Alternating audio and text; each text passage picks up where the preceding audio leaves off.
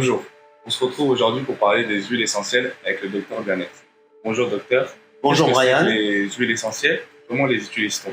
Alors, les huiles essentielles, on va parler aujourd'hui de la façon d'utiliser les huiles essentielles et à quoi ça sert.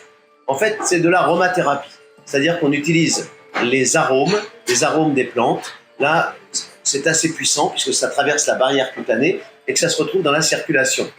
Pour utiliser une huile essentielle, la première chose à faire, on prend le bouchon, on choisit donc une huile essentielle, on prend le bouchon, on sent le bouchon, et si le parfum vous plaît, là vous pouvez utiliser l'huile essentielle. Si elle ne vous plaît pas, il faudra choisir une autre huile essentielle pour la même indication, mais avec un parfum agréable pour vous. Ça, c'est la première chose. Il existe différentes façons d'utiliser les huiles essentielles, mais tout d'abord, il faut faire attention, il faut toujours demander conseil à son pharmacien, car les huiles essentielles sont contre-indiquées chez le nourrisson, contre-indiquées chez la femme enceinte. Chez les enfants, on peut en donner, mais en demandant conseil au pharmacien. Maintenant, nous allons parler des différents moyens d'utiliser les huiles essentielles. On peut l'utiliser par voie interne, c'est-à-dire qu'on va avaler l'huile essentielle. On l'avale jamais pure.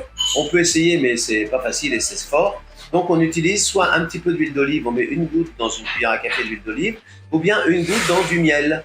Et on prend ça 2 fois par jour. L'autre moyen d'utiliser l'huile essentielle, c'est par voie cutanée.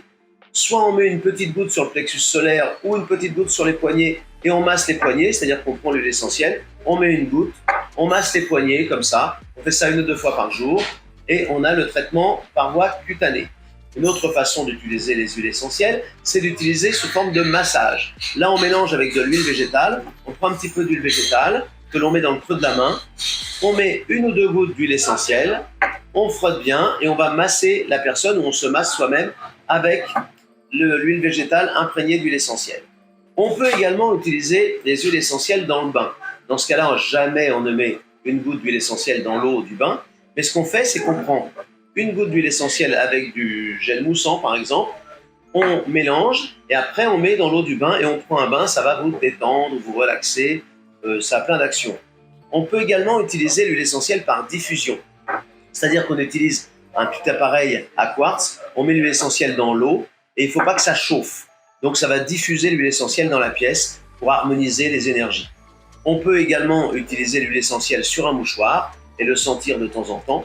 Et la dernière utilisation d'huile essentielle, c'est qu'on peut l'utiliser en faisant des inhalations. Vous avez le rhume, vous allez prendre un mélange d'eucalyptus et d'autres huiles essentielles pour du romarin, etc.